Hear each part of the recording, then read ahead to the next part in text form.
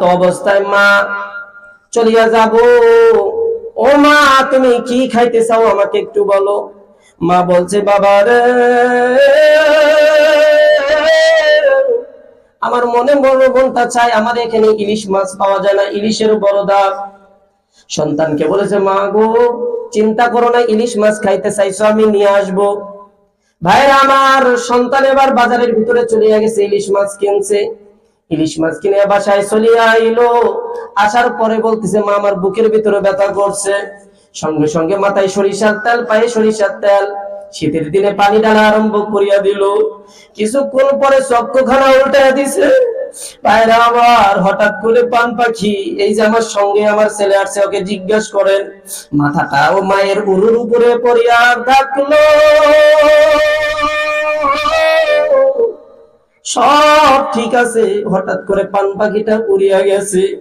আমরা এখানে যারা আসতেছি না, বলেন তো, এরা আর আমরা যারা এখানে আছি সবাই মরবো কি মরবো না? বলেন তো, কখন মরবো কেউ জানি?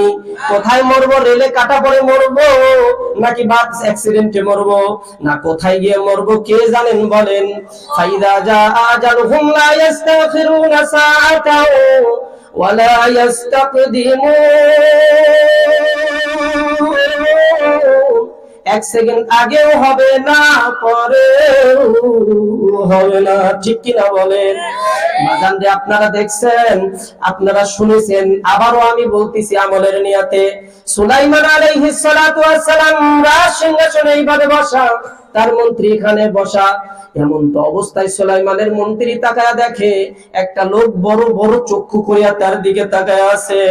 সুলাইমান আলাইহিস সালাম যখন রাজ সিংহাসনের দরবারের বিচার শেষ, এমন তো অবস্থায় মন্ত্রী ডাক দেয়া কয়, নবী গো,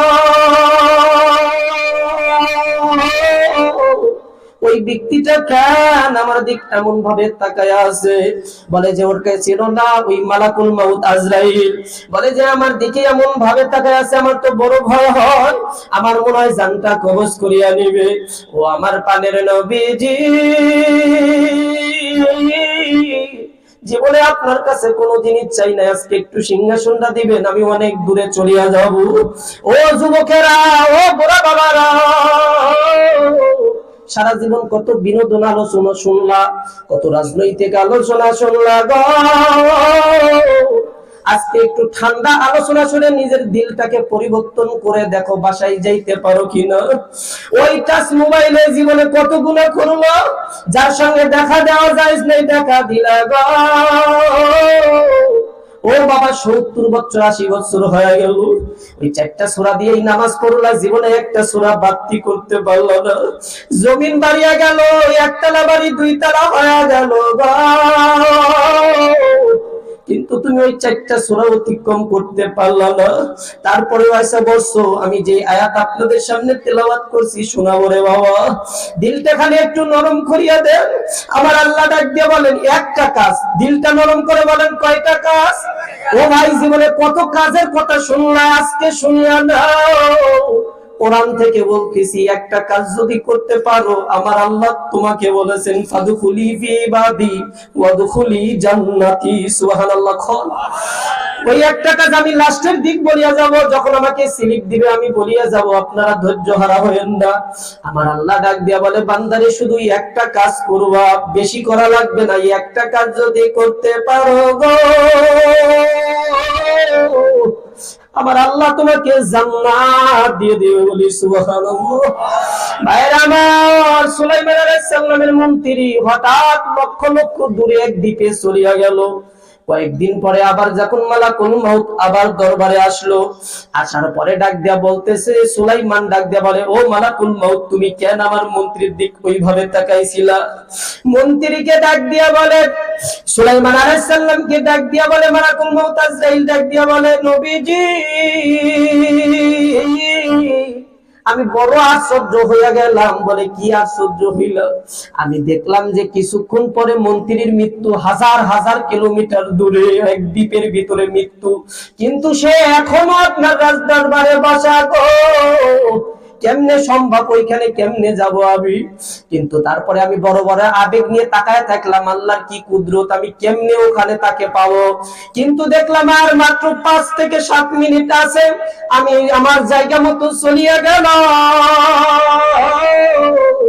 যাওয়ার পরে দেখি ওখানে আপনার মন্ত্রী আমার আগে হাজির। আল্লাহু আকবার।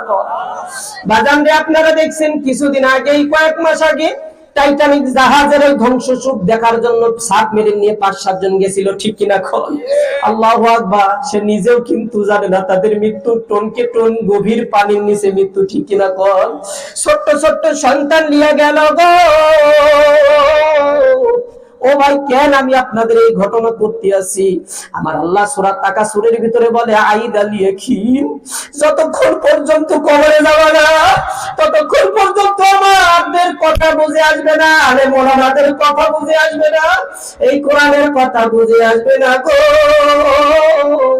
যতক্ষণ পর্যন্ত টনকে টুন মাটি চাপা না দিবে ততক্ষণ পর্যন্ত এই কোরআনের ভাষা বুঝে আসবে না। জোরে জোরে বলুন, কথা ঠিক কিনা?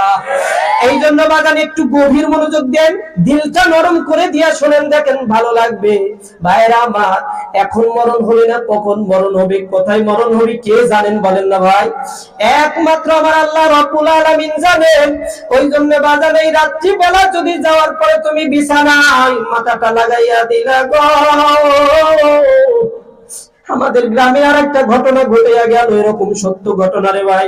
ঢাকা চাকরি করে, বিবাহবাসী, বিবাহ করে নাই বাজান রে আমার। তার এই ছেলের বাবা আমার ভাই হয়, বাবাটা ইন্তেকাল করেছে। বোন আর ভগ্নিপতি বলেন, মানে বোনের জামাই ফোন দিছে, ও ভাই আর কতদিন চাকরি করবি গো, আয় এবার বাসায় আয়, তোর জন্য একটা মেয়ে দেখছি, বিবাহ দেওয়া লাগবে। তুই যদি পছন্দ করিস, এই দিকে তাকান, তুই যদি পছন্দ করিস তাহলে কি হবে, আমরা বিয়ে সম্বোধন করিয়া দিব। বাজান রে, ওই সন্তানটা ঢাকা থেকে বাসায় চলিয়া গেল। যাওয়ার পর ক্লিন শেভ করছে, কি করছে রে বাবা? ক্লিন শেভ করেছে, বন্ধুদের সঙ্গে আড্ডা দিছে, মাকে বলছে, মা তোমার ওই বিভিন্ন ওই জমিনের পাতা, অমুক জমির গাছের লতা, ওই যে 12 মিশালি একখান শাক ভাজি করতে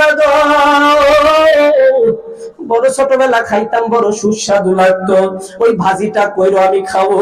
বাজানদের রাত্রবেলা বন্ধু বান্ধবের সঙ্গে বড়া খাইছে, পেঁয়াজু খাইছে, কত কি খাইলো, পেটের ভিতরে গ্যাস করিয়ে ফেলছে। বাসায় যখন গেছে, মা ডাক দিয়ে বলে, বাবা রে তোর স্বাদের খাবার ভাজিটা ভেজেছি, খা। সন্তান ডাক দিয়ে বলে, মাগো পেটের ভিতরে গ্যাস করছে, অনেকদিন পর বন্ধু বান্ধবের সঙ্গে আড্ডা দিছি, অনেক কিছু খেয়েছি, পেটটা ভরা, তুমি রাখিয়া দাও, আগামীকাল সকালবেলা তোমার সুস্বাদু ভাজি দিয়ে খায়া তারপরে কন্যা দেখতে যাবো। ভাইরা আমার, বন্ধু গো, সকালবেলা হইয়া গেল, দরজা খুলে না। মা মনে করছে অনেক রাত ভরে আড্ডা মারছে, হয়তো বা ছেলে আমার ঘুম পাড়তেছে, জ্বালানো যাবে না। এরপরে যখন 10টা বাজিয়া গেল, এরপরে যখন 10টার কাটা ঘুরিয়া 11টা বেজে গেল গো, মায়ের মনের ভিতরে অস্থির শুরু হয়ে গেছে। জানলাটা ভাঙিয়া দেখে সন্তান মরে তক্তা হয়ে গেছে। ও যুবক, বলো তো আজকে রাত্রে আমরা যে মরে যাবো না, এই গ্যারান্টি কি আছে বলো?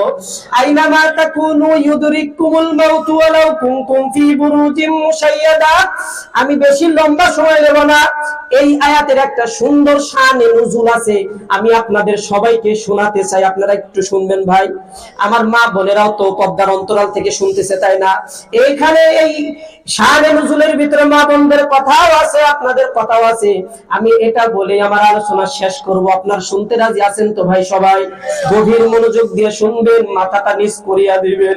আহারে, এখন মাগরিবের পর থেকে কত মানুষকে দেখলেন, কত আলেম ওলামাকে দেখলেন, একটা বার শুধু চোখটা বন্ধ করিয়া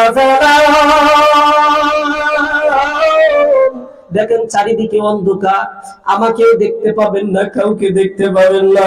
ভাইরা আমার, বন্ধুগণ, আইনামা তাকুনু ইউদরিকুমুল মাউতু ওয়ালাউ কুনতুম ফি বুরুজিম মুশাইয়াদা।